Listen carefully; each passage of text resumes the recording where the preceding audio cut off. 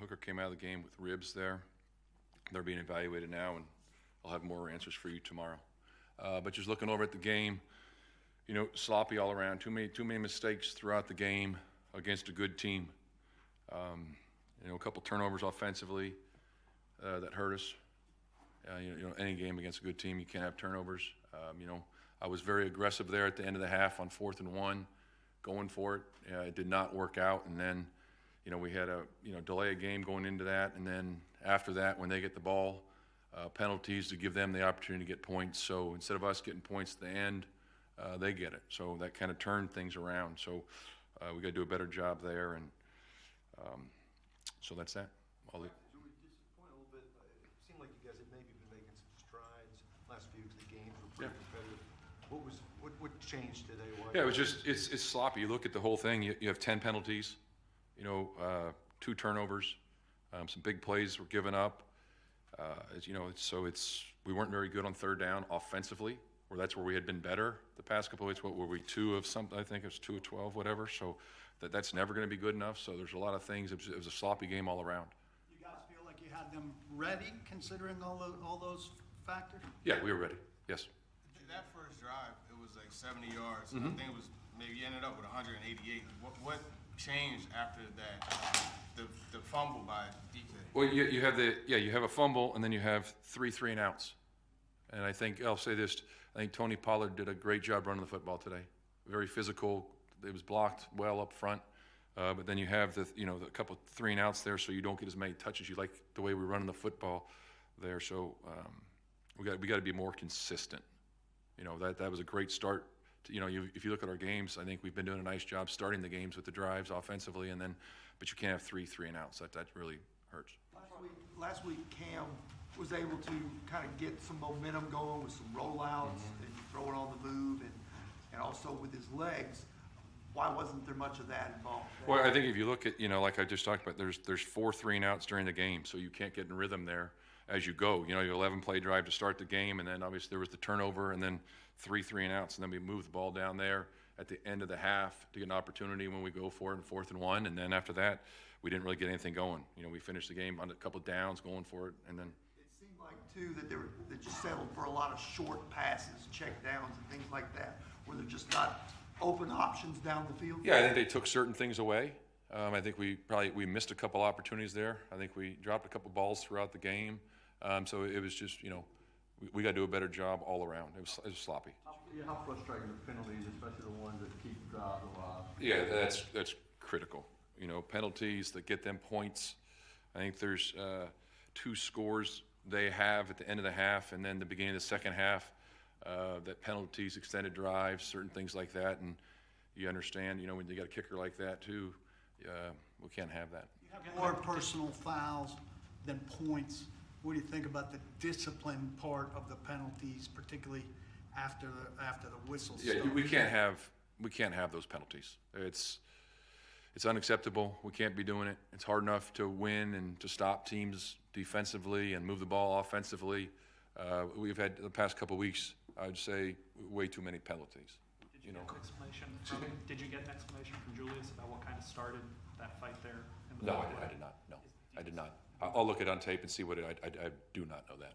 In your experience, do you choose to discipline players after something like that happens, or do you kind of just let things take? No, we'll look at it and see what happened. We'll go from there. Mike, what happened at the end of the first half when you guys take the delay game, but you got all 3 timeouts on the board? Well, that's unacceptable. I thought he was going to snap the ball. Thought he was going to snap it, and I've got to have more awareness myself too. So I got to call timeout if I see that. And there's been a couple of times, even last week, that exact same thing came up, and he snapped it right at the last second. So that's what I thought he was going to do, but that's on me. I can't let that happen. So I got to do a better job there and just call timeout. Even if it's at 1 second, 2 seconds, I don't think he's going to get it off. I got to do a better job there. What was the thought process, Mike? I guess in the first drive, you get down to the 3 or close to 4th and 3. What did you balance there? Yeah, we said if we got down there and the conversation was if it was 4th and 2, we were going for it. If it's 4th and 3, we're going to kick it the first drive, get points, and that's what we said before the play was even snapped, and that's what it was there. And then I was very aggressive going down there at the end of the half, saying it's 4th and 1 with the time that was left there. Get the first down, called timeout if it's inbounds. and then take a couple shots, then just go for a touchdown. And that did not work. So that's on me. I made the decision and it did not work. So I take full responsibility for that. Was the play calling this week? Were you guys seeing something on tape during the week that caused you to throw more of the whole shots instead of attacking the middle of the field like you did the previous 2 weeks? No, I think there's you design a game plan, you put a game plan together, and you go execute it. And there's certain coverage that are going to be run that take you to maybe one of those whole shots or not. It may not be designed initially to throw that, but then all of a sudden they take a route away underneath or something, so you see it, you throw it. So you're going to go through a progression. I'm not going to say it's always this or that. It's defensively sometimes change your progression. You got to move on in the progression. You feel like the players are completely interested in this game today? Yes, they are. What tells you that based on the effort? Well, I know the players that we have and the type of people we have in that room. So I know they're going out there and playing. You've talked a lot about inconsistency this season, and you talk a lot about knowing the players in the room. At this point in the year, at 1-11, what gives you the belief that this is inconsistency and it's not just who the team is and that these are what these players are? Well, I know what kind of players they are, what kind of people they are. They're true professionals. They come in and week out, work their tails off. They fight to the bitter end of every single game. And when I talk about the consistency part of that, that's the game of football. You want to, be more consistent. You always look at that, and you're making progress certain times, and then all of a sudden something comes up. You got to get out of that and continue to keep going. Would you not say the results have been consistent, though? Well, you're trying to win football games, and that's the most important thing. You're trying to go out there and win and play your best football, and we got to do a better job so we can win these games. Get things back on track offensively. The same stuff that's been happening the whole season, just self-inflicted wounds. Myself on the first 3 and out, I need to progress, throw right over the ball. Then the second one, probably just step up and run for it. So everything is just self-inflicted. It's been like that the whole year, and it was like that today. I know there's a million things happening around you, but were you less comfortable today than you have been in previous weeks? You looked like you were moving around a little more in the pocket out of necessity. Nah, just how I felt the pocket at the time. I just think that's just something that I got to continue to harp on myself, get better at each and every day, and then just distribute the ball to my playmakers. How frustrating, Cam, I guess, as a team, you guys have maybe made some strides in recent weeks, been competitive today, would seem like a step back. How come you think it was? I'm big on results, so win-loss is the only thing I care about. Strides, we haven't made any strides. We've got the same outcome for the last couple of weeks, so it's more about just winning a football game now, no matter how it gets done, whether one side of the ball is playing good and the other side isn't, or special teams wins the game for us, but it comes down to just winning games. Did you think that team's today was as interested as it's been in other weeks? You guys have more personal fouls than points. Seemed like a lot of guys weren't that into it. You saying us? Yeah. No, we into it every week. It's just the way, football goes. At the end of the day, the personal fouls, we had, the penalties, the bad plays that we had on offense, it all, supported the reason why we lost the game. And that's just something that unacceptable from just us as a organization, and that's just something that we got to improve on. You guys have talked about some unacceptable stuff, and you just said like you don't necessarily see the improvement you want in wins or losses. So like, when does the unacceptable stuff get to be too much? It's already too much, honestly. Throughout the whole year, from week 1 all the way to now, it's always been something in every game. Penalty, a self-inflicted wound by myself or someone else. And then it came to the result of us not winning the game. That's what happened today. Did you sense more frustration in this one from the team than you had before? I'm frustrated every time I lose a game. At the end of the day, I try to do, what I can, to help put the offense and the team, in the best situation to be successful. I didn't do that enough. And just as a whole, we just got to continue to come together as the last parts of the season, try to, pull some wins out. You talk about things that keep happening. Why do you feel like that does keep happening? Because self-inflicted stuff. That's a good question. I don't know why it keep happening. But the only thing that we can do is continue to harp on it until it doesn't happen. We got to continue to emphasize it, and we just got to, continue to pour into one each other. Because at the end of the day, it's only going to be us in that locker room. It's the only people who can physically go out there and make plays to win the game. And, we just got to, try to do that for the last couple of weeks. It seemed like you guys settled for a lot of short passes, short of the sticks and things like that. Did they take the deeper chunk plays away or just didn't have time to get it off? What was behind that? A lot goes into it. Progression-wise, whether if the short throws the first read or not, there sometimes could be me having to move to the pocket and get off a read. Then it could be just sometimes where it's scramble drill and that's where I throw the ball. So really a lot goes into it. I just think we just got to continue to try to be more explosive. We got to find a way to get explosive plays and, just try to go from there. On the first drive, Cam, did you try to make a case for going for it there on the 4th and 3 at the goal line there? Yeah, we need to go for it, I believe. What do we have to lose? Did you kind of make that point clear to Coach? Did you guys talk about it? Oh, I talk about it really all the time. He knows my mindset as a quarterback. I want to go for it every chance, especially now with the, just what our record displays. And we just got to continue to be the aggressive team. What did you say to Xavier before he got carded off, and how much you hate seeing him go off that way? Just God's got him. He has a plan for all of us. And, losing him, he's a real, key piece, not just him being elevated, but just to the team, the energy he brings every day.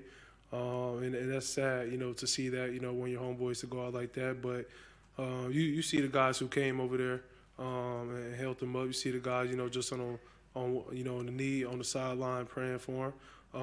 So, we're going to all continue to rally each other, but that's something that you never want to see. What do you think led into the after the play stuff today? Some of the special teams scrums and then Arden's thing on the sideline. What do you think led into that? Players being themselves. That's what we want. I support it. If they do it on the field, with the, late penalties, but, we got to be able to offensively to back them up and overcome those penalties. So at the end of the day, I'm always support my teammates. If that's how they feel in the moment, I'm going to be with them. Thanks. In terms of the self-inflicted wounds continuing that you've mentioned, do you think there's anything the team or you specifically could do that is not being done internally or behind the scenes, a different way to address guys, or I don't know, if you speak up or hold some kind of meeting and address the players in a certain way? No, I think no meeting or, could address that situation. It has to only be addressed on the field, and it's something that, starts in practice. It's something that we got to emphasize in practice. But, it's just unacceptable to be in the NFL and continue to, have these bad plays, from just all of us as a whole. And that's why, our record is what it is. But on the bright side, there's really nothing, that can get worse. We just got to continue to be better each and every day and continue to pull each other along and, try to get wins. You're the most sacked quarterback in the league right now. How much is that starting to wear on you, maybe physically or mentally? I live the life of a quarterback. I play the next play. I live the next day.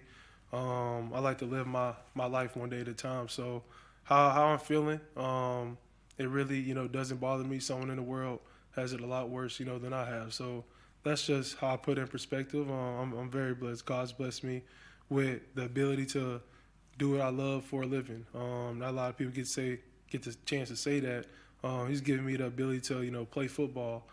So, every time, whether I'm hurt, whether I'm sore, whether I'm healthy, I just try to, go play through him, play for my teammates as well. Do you feel like all of the things that you're going through, do you feel like it's testing your strength, your faith, your love for football, your ability to keep going? Oh, for sure. It's for sure testing it. But, to win, you got to lose. So, at the end of the day, just continue to get better. Try not to make the same mistakes each and every day. But, eventually the storm going to end.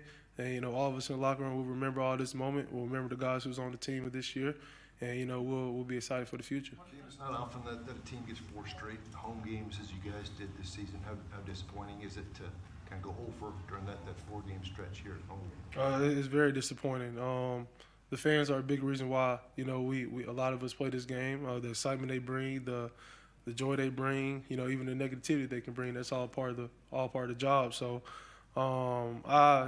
it's just hard for me to, not be able to do all I can do to put my best performance, for the fans and, for the city. But that's just something that, we all got to go through together. At the end of the day, the storm go in and everybody will be on the bright side of it. You played 7 games with Mike now, 5 with Brian before of that, what have these experiences with those two kind of taught you about what qualities you want in the next head coach as the team kind of turns toward that search? I think really just the biggest thing that they both taught me is that you just got to have someone who's just a strong leader, within the locker room, outside the locker room. And both of those coaches, they did that for us.